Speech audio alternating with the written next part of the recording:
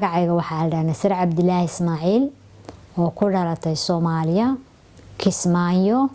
Jubbaland kuna kortay rijinka Puntland ee Mudug waxaan ahay dadka soo galay adiga dagaalka markuu dhacay 93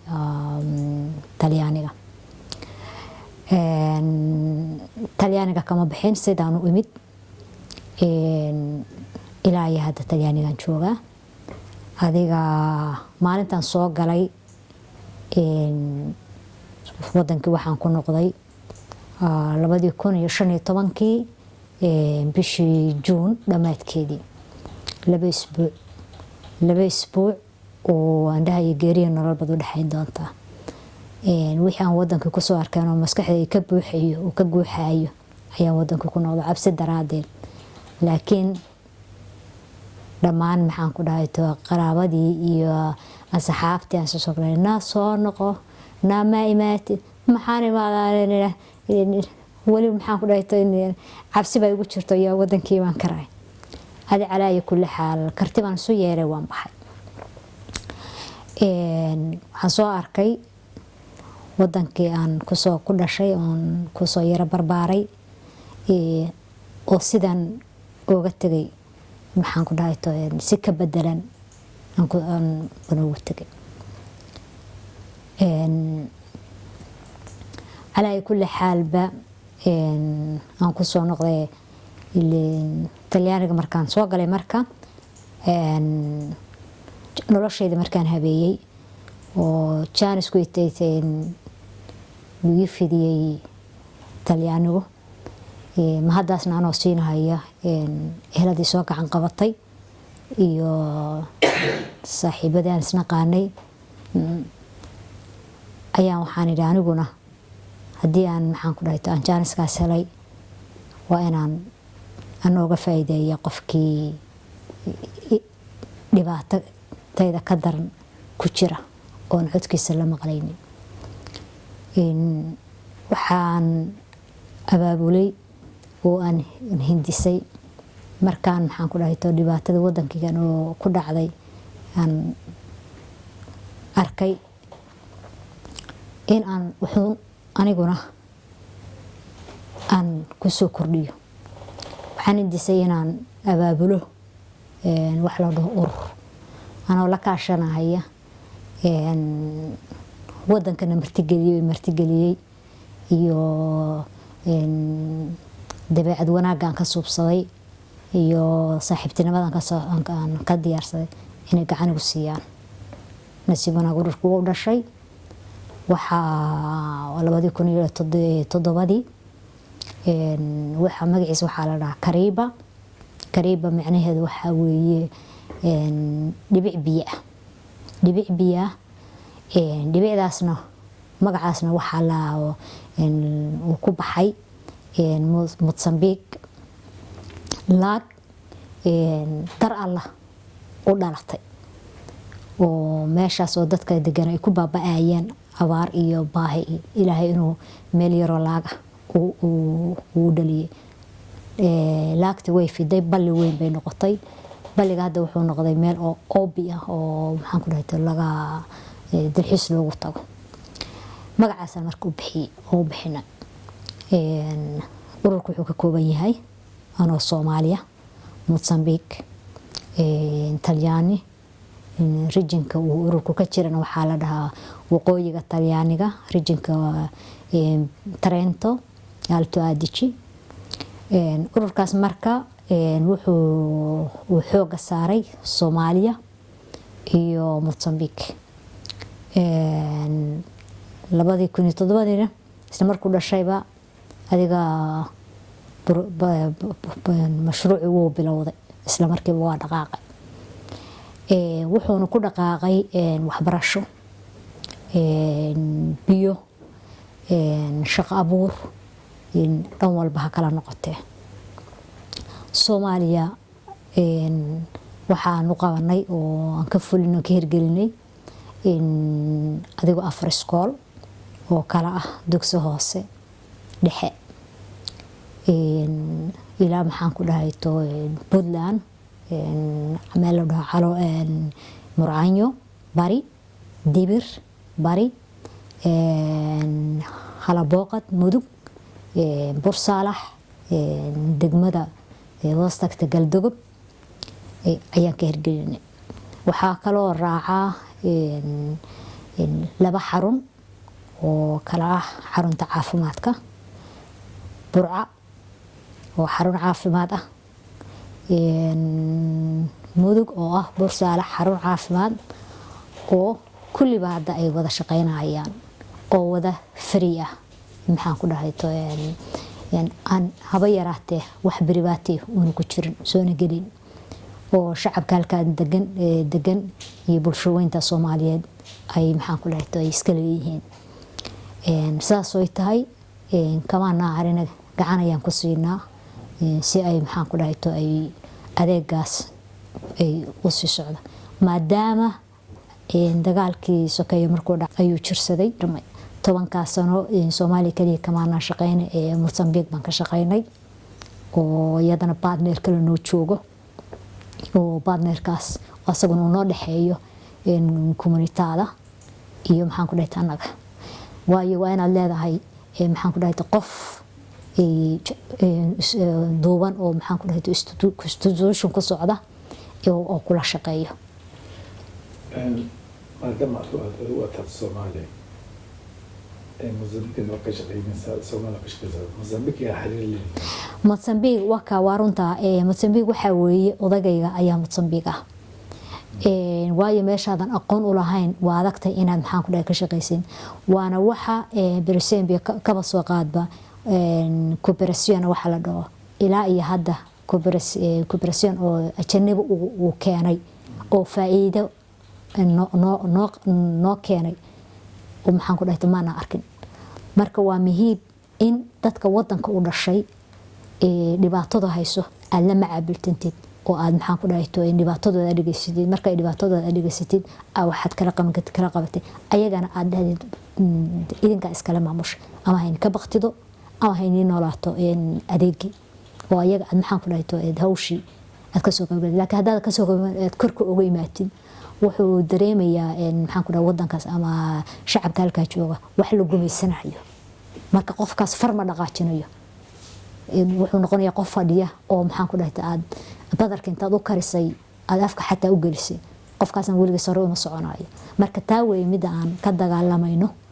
oo aan anaga haddaanu nahay qurbo joogta Soomaaliyeed qof walba sibuu wuxuu fahansan yahay oo sibuu wuxuu dareemayaa aan rabno inaan ka bixino waxaa dhacday walaal waagan soo baxanay dhibaatada nagu dhacday ilaa iyo hadda waxaan u maleynaa inay biri dhamaanayso sanad bas bilba noogu jeeday sanad noogu siiba aniga shaqsi ahaan ma dhayn maanta Soomaaliya heerkan soo gaaraysa 90 ilaa maanta qarashkan u direynay haddaan si nidaamsan u dirlahayn maanta Soomaaliya dhibaatadana way dhamaan lahayd dadkeenuna waa taajirada laakiin waxa noqoto wax ah fadhiga ku qaado fadhiga ku qon mana soconayso taas hadaba maadaama dadkan lahatan soo gaartay marna ka fikirtay biri dhimanay saadaba dhimanaysa ay tahay rajintii laakiin ka qabtin Soomaaliya hagaagto Soomaaliya waxaanu ka qabnaa maxaan ku dhahay rajadan waxa weeye horta cilada xagga inooga timid weeye Soomaaliya waxa qofka Soomaaliga shanta geeso Soomaaliya ama meesha labada regional ka gumaysanaya ha ahaato ama shanta geeso Soomaaliya qofka Soomaaliga ma alla meeshu ka soo dhaqaaqo asagoon shil haysan ayuu intaas dadkiisa dhex maray oo looga jiray ama waxaan ku dhahay ama orgiga ama wanka ama caanaha ama briiska ama la siin jiray markaas uu ilaa ka gees uu kala socon jiray taas ayaanu naqaanay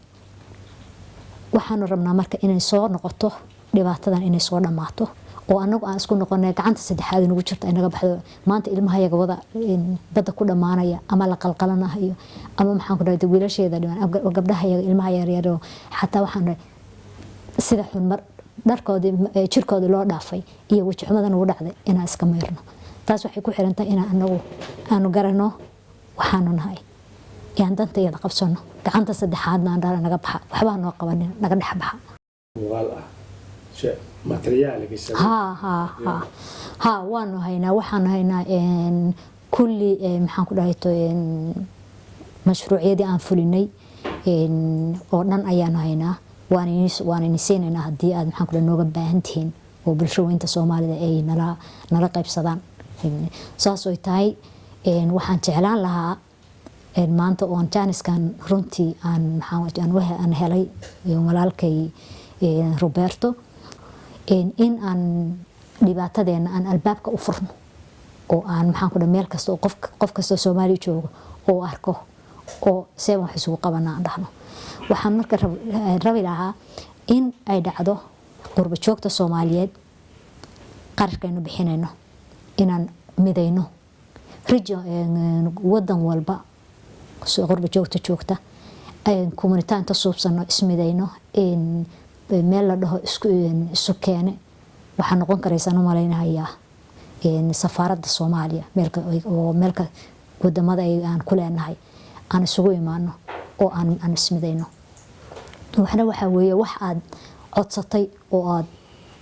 iga raali noqdo ereygaani aan tuugsanay waxna waxa waan jeebkan anagu aan ka bixino kala baxano jeebkaaga taad ka bixisid ayaad xor u tahay hanti macaan waa midan hooy laga oran ayay heestay ahayd ayaan xor baan sharaf ku leen waxa inagu jeebkan ku hayso aan jeebkan kala baxno wax isugu qaban iyo waxa tuugsatay waa kala labo marka hadaan bishii ama $5 ama $10 yaan shaqeynayo aan bixiyo meel ay munaasibkeeda aan ku bixiyo ama ha gasho waxbarasho ama ha gasho caafimaad ama ha gasho beero ama ha gasho biyo ama ha gasho ciidanka Soomaaliya waa haliyay Talyaaniga hore yiri Soomaalidu soo jeensato hal sano gudahood meesha gasho waa ka soo dhalashaa waana run waa awoodna maxaa maanta nagu dhacay walaal waxa lagu leeyahay ilmihii Soomaaliya iyagoo rajoonaya way jidadka daadsan yihiin waxa lagu leeyahay wiilkii militariga ah oo maxaan ku dhahay dalkiisa dadkiisa daafacan lahaa waa caga cadiya Amazon iyo balaaya maxaan ku dhahay ugu yaraan 1500 meel la leeyahay qaadanaya ilaa iyo haddana waxba ma soo naasacadaan maxaa marka u fadhina dalka ma waxa u gelinayna iyo dadka wada koomada ku wada jira ajnabi miyaan siinayna ma fadhi ba marka noo yaala waa habartii la yiri habar rafur fadhi uma yaal kii furana fad qalalow waxa oran lahaa marka walaalayaal aan fadhiga ka kacno gabadha Soomaalida waxaan ku leeyahay karti iyo geesiyada ay leedahay maanta dagaalka dhacay gabdhaha Soomaaliyeed ayaa dhabarka dhexda xirtay oo dhibaatadii ehelkooda iyo dhammaan qaraabo iyo aqoon wuxuuna raguna sidoo kale kii dhibaato wadana hadda waxaan ku leeyahay waa la arkay faa'iidadu keenay qasaaradeedii kan faa'iido wadana waa la arkay wuxuu qabanahay iyo wuxuu keenay marka waxaan leeyahay walaalayaal intaan xumaanta iska dayno waa la iswada dhalo waa la isjecel yahay oo waxa la gabar iyo hooyadeed iyo wiil iyo aabihi iyo wiil abtiga adeerkiisa aan dhexda xirano halka dal qaawan oo dadkiisa dhamaanahay ayaan ka soo jeednaa marka walaal waxa weeye rajadeedu waxa weeye inaan sii wadno intii tabartaya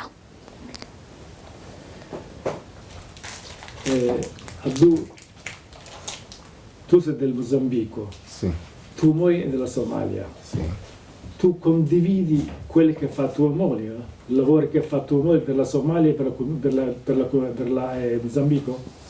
Certo, condivido. E faccio parte anch'io delle attività che lei fa, perché sono d'accordo con lei, è giusto anche aiutare chi ne ha bisogno. Tu aiuti anche la Somalia, anche il Mozambico, tutti e due? Sì, certo, aiuto la Somalia, anche Mozambico, però in questo momento diamo più priorità alla Somalia. Dovuto alle situazioni che si trova, hanno più difficoltà in Somalia che in Mozambico. Ti senti solo Mozambico? È una domanda un po' complicata, ma mi sento somalo. Allora, dove sei andato per la scuola? Sono andato alla scuola superiore Galilei. Allora, per parlare dell'Africa, mi hanno chiesto se io volevo parlare del Mozambico o della Somalia. Io ho risposto che volevo parlare della Somalia. la direttrice ha detto,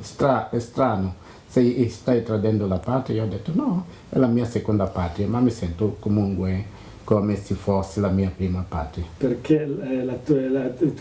mamma dei tuoi figli è somala. Sono somala, sì, è somala la mia moglie. Va bene, grazie.